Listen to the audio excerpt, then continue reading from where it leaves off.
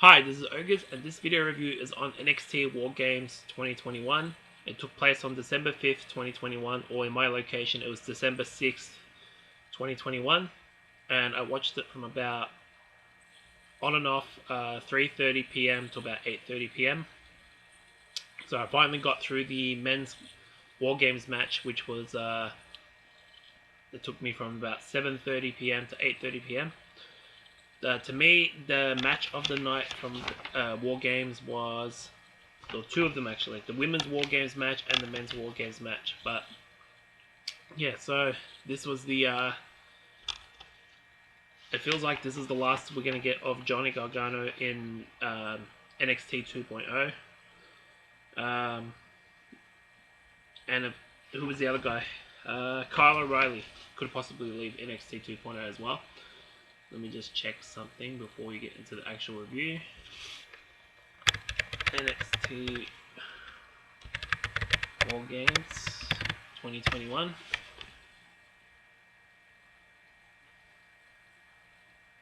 Here it is.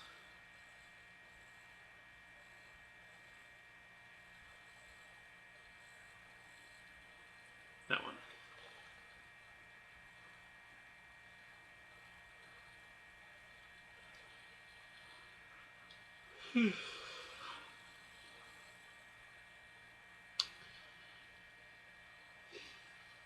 Yeah, and this is just weeks before Christmas too.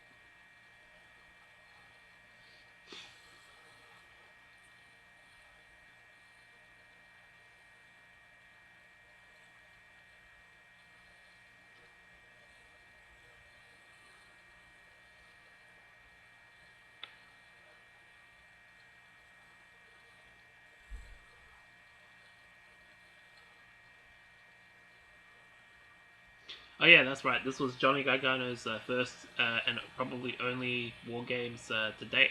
So there you go.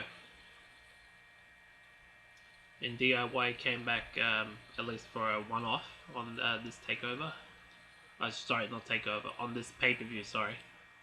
They stopped doing the takeovers back in August, so when it was still the old NXT. I'm just reading this to see if there's anything I'm missing.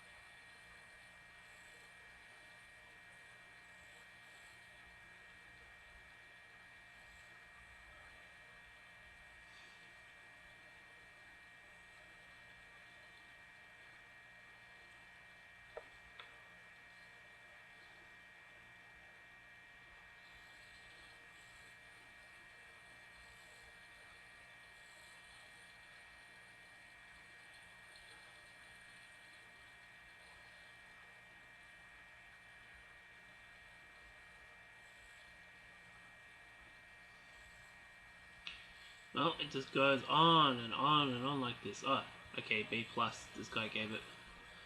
All right, interesting. Well, I need to review it first. I thought overall War Games itself was at least a B plus or at least an A grade, but like a low part of A. So I'd say I'm leaning towards a B plus. But let's get on to the video review itself. This took place in Florida, I believe. This War Games. Let me just have a look. Did it? Like this.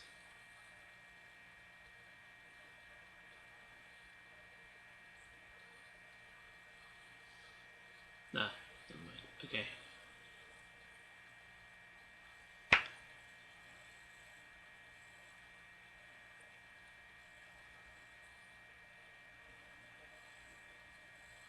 Sportskeeda, maybe they'll have something on that.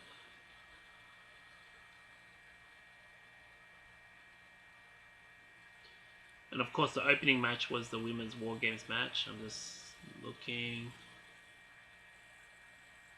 No location. I'm assuming it's in the same place they do their NXT 2.0 shows. So if I was to guess, I'd say Orlando, Florida. But anyway, I'm wearing my hat because my hair is a bit messy. Even though I washed it, I had a shower last night as well. 3 or 4 hours ago. 4 hours ago now. Yeah, over 4 hours ago. So I'm just wearing this to cover up my head, my hat, my hair. Excuse me. So the opening match was the Women's War Games match, and everyone had their own individual entrances except for Toxic Attraction, of course. Io Shirai, Cora Jade, Raquel Gonzalez, and Kaylee Ray, the babyface women's team, versus Toxic Attraction, which was Mandy Rose, the NXT Women's Champion, Gigi Dolan and Jacy Jayne, the NXT Women's Tag Team Champions, and Dakota Kai, who came out last for the Women's War Games match. Kaylee Ray and Dakota Kai started off the first 5 minutes of the match. Then Cora Jade entered the match next for the babyface team.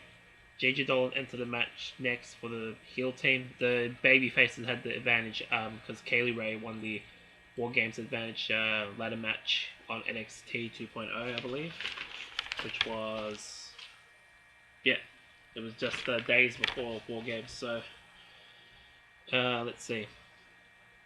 Then Io Shirai entered the match next for the babyface team.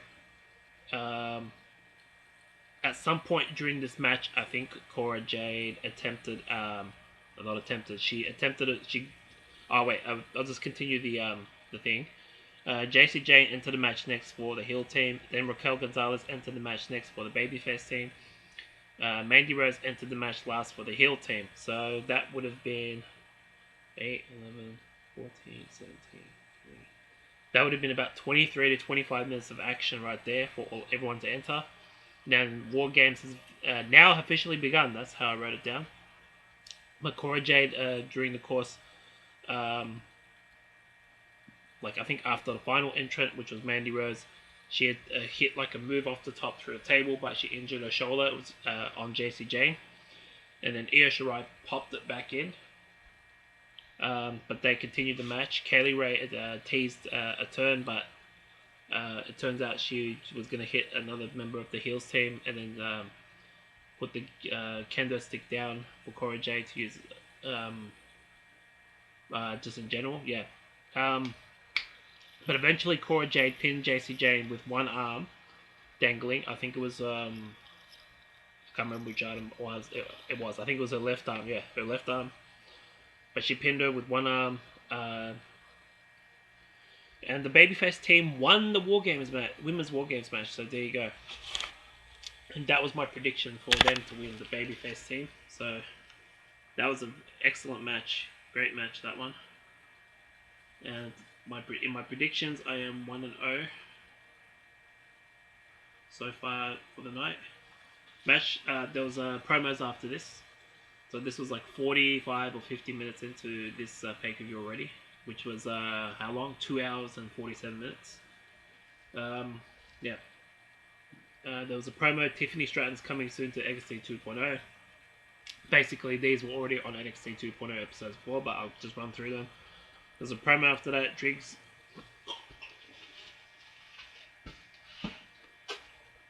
excuse me, Briggs and Jensen live story, and then there was a promo backstage, Team Black and Gold promo at NXT WarGames. Match number 2 was Von Wagner, which is a horrible name, and Kyle O'Reilly, who may or may not stay in NXT 2.0, versus Imperium, who were the NXT Tag Team Champions in an NXT Tag Team title match. It was Eichner and Bartel for Imperium.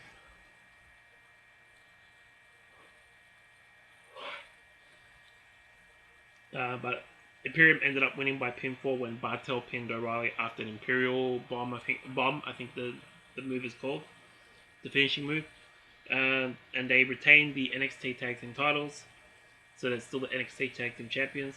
But after the match, Wagner tried to turn on O'Reilly after hugging him and then raising his hand, I think, after the match, but it backfired on him when O'Reilly attacked him first because he was already wise to that at that point. I thought it was a good match, but just good. The second match. Alright, so we're 2 matches in. Then there's another promo, Ikemen Jiro vignette. Another promo after that, Santos Escobar vignette. Another promo, Ruthless Aggression. 2 WWE Network promo. A lot of promos on this pay-per-view. Feels like almost like a freaking WWE pay-per-view, but that's not really bad. It's just the weekly shows are kind of like this for me so far. But yeah, I'd say this War Game so far is not too bad. There's an interview backstage. Mackenzie Mitchell interviews Legado del Fantasma. There was a promo after this, NXT War Games theme. IDK and Offset Shoot My Shot. So at least they brought back the theme songs, even though now this is a pay-per-view and no longer a takeover. So this match I was looking forward to the most, besides the War Games matches. Duke Hudson, this is match number 3. Duke Hudson versus Cameron Grimes in a hair versus hair match. But Cameron Grimes ended up winning by pinfall, and he shaved. I'll just demonstrate it. He shaved with a clipper his almost his head bald, like after he knocked him out with the cave-in when Duke Hudson didn't want to have the haircut. I thought that was a very good match actually, and this was probably Cameron Grimes' best performance on what is now a NXT pay-per-view or 2.0 pay-per-view, whatever you want to call it. There was a promo backstage. Team 2.0 gets ready for NXT War Games. Match number 4, which was the match I was looking forward to the least, was Joe Gacy versus Roderick Strong in a NXT Cruiserweight title match. Which is stupid because technically the Cruiserweight title, the limit for Cruiserweights is 205 pounds, and Joe Gacy is well above that. Hell, I have no idea what he is actually. Let me just check. Joe Gacy.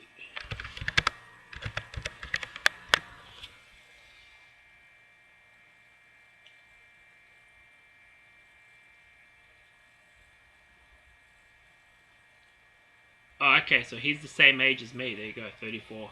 Except I'm a little bit older than him.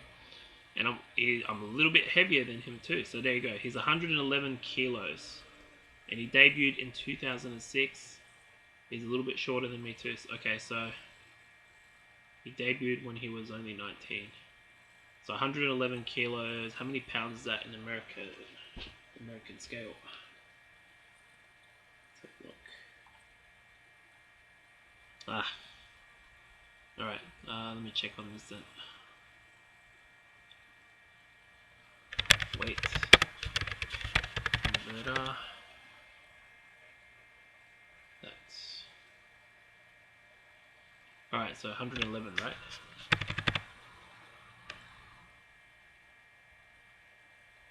Okay, 244. That's at least almost 40 pounds over. And my weight is 113, so I'm just under 250. So that makes sense. So yeah, Roderick Strong ended up winning by pinfall, so he retained the NXT Cruiserweight title. There was some shenanigans in this towards the end of this match, but yeah, Harland, I think his name is, tried to do something to Ivanov, but Joe Gacy told him to put it down, but Roderick Strong ended up winning with some kind of backbreaker move in the end, I think, and retained his NXT Cruiserweight title. So Joe Gacy. I won't say what his real name is, but his first name is Joseph, obviously. I mean, makes sense. Joe is the first name, so... So yeah, that's the match 4. I thought it was a decent match, but nothing to write home about. Decent to good. It feels like to me that if you're no longer going to use, if you're no longer going to have 205 Live as the where you put the Cruiserweight title, what's the point of having the Cruiserweight title in NXT? It's not even NXT anymore, which is weird. So anyway, there was an interview backstage after this. Mackenzie Mitchell interviews Kyle O'Reilly. Kyle O'Reilly was pissed off about what happened after that NXT Tag Team title match, so he challenged Von Wagner in a steel cage match on NXT 2.0, and I think there'll be an episode of that not too long from now. In the next, how many hours? It's now 1:43 a.m. So, it's now Wednesday morning in my location, so I'm assuming by about 11 a.m., 12 p.m. So the next 9 to 10 hours, something like that. So how long have we been recording now? Ooh, 17 minutes. Okay, better keep going. Alright, now we arrive at the main event. We'll just write that down. Excuse me.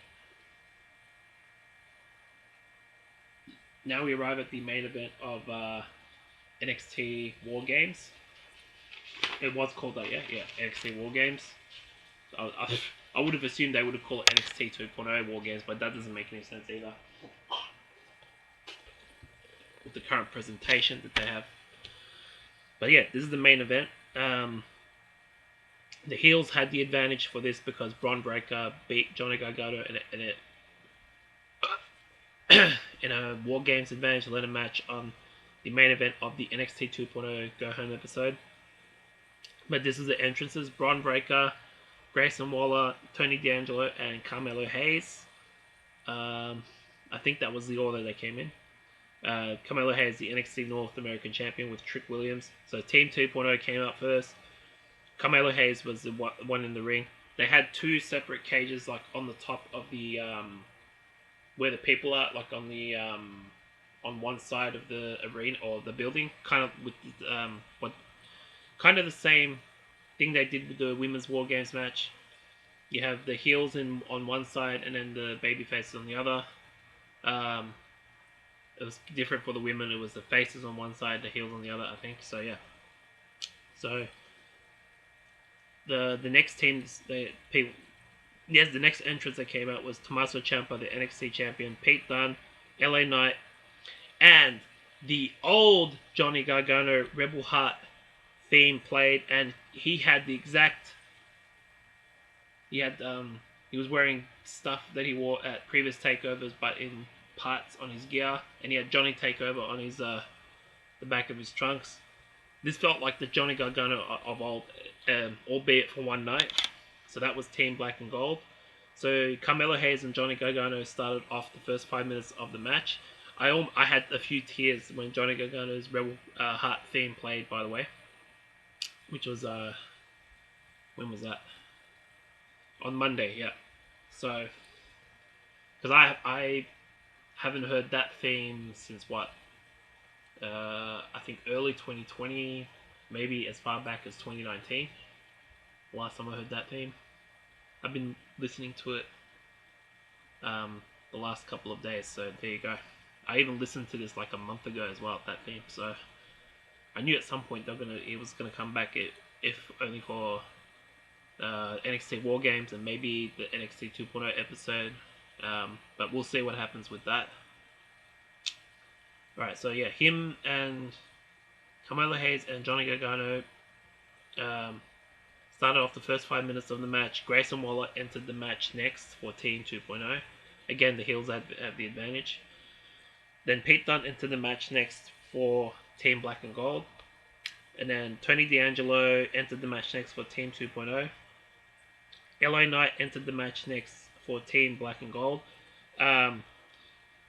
What happened during this? Oh yeah, Dexter Lumis came back when Trick Williams was throwing all the stuff into the ring before Tony D'Angelo came out, I think. And then he chased off Trick Williams. He gave Johnny Gargano the thumbs up. Then Tony D'Angelo entered the match next, and he chained up the cage. So LA Knight had to go to the other cage with the ring in it, and then climb over the top to get into the match. And then Braun Breaker entered the match next for Team 2.0. He had to. There was like a funny blooper. The referees were trying to use bolt cutters to get the chain off. Then Braun Breaker wanted to do it, and he couldn't do it. And eventually, there's like a loud noise when they cut off it, because that wasn't planned. That wasn't supposed to happen that way. But anyway, Tommaso Ciampa entered the match last for Team Black and Gold. There was a lot of chaos for the next, I think, 20 minutes. Eventually, it came down to 3 guys. Who was it? Braun Breaker, Tommaso Ciampa, and Johnny Gargano. Ciampa and Gargano helped each other, but he took the bullet of Tommaso Ciampa when he took out, I think it was Carmelo Hayes, or whoever it was. And then Braun Breaker hit a move on Ciampa through a table in the corner. Then he picked him up, did the Goldberg move, and then gave him a power slam, and got the 1, 2, 3. So Team 2.0 won the men's WarGames match. Kind of disappointed with the finish of this match, because Johnny Gargano felt like more than a favorite. He felt like the sentimental favorite to win this match if he is going to go out on a high, but at least he didn't get pinned. But if I was booking this, I would have had him win this match. Because Team 2.0 don't have anything to lose, really. Because you already have the North American champion on the team. Braun Breaker has an NXT title shot not too long ago. Then the other guys are rising, so... And Johnny, yeah. Gargano would have been my choice to win this match, but anyway. Braun Breaker ended up pinning Tommaso Ciampa, which makes no sense because he lost to Ciampa at Halloween Havoc, but whatever. I guess they're tied now at 1-1 on big stages, if you want to count Halloween Havoc. So yeah, I thought that this match was excellent despite the botches in the match and the that hilarious blooper with Braun Breaker. I thought it was still an excellent match. I would give it 4.5 stars. Probably I'll 3.5 stars for the match quality, but I'll give it an extra star just because Johnny Gargano came out with his old NXT music. But yeah. So in terms of my predictions for the second match, I had Imperium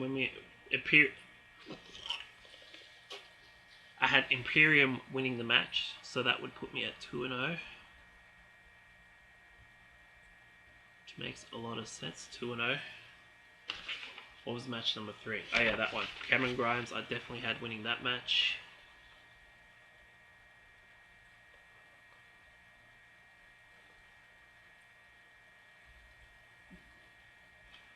Match number 4, that was to be expected. 4-0. The only match I did not get right was the main event, so which puts me at 4-1. I have been almost perfect in my predictions since SummerSlam. Extreme Rules I skipped because I didn't watch it. Crown Jewel I got everything correct except for one match. I can't remember which match it was. Survivor Series, same thing. One match I didn't get.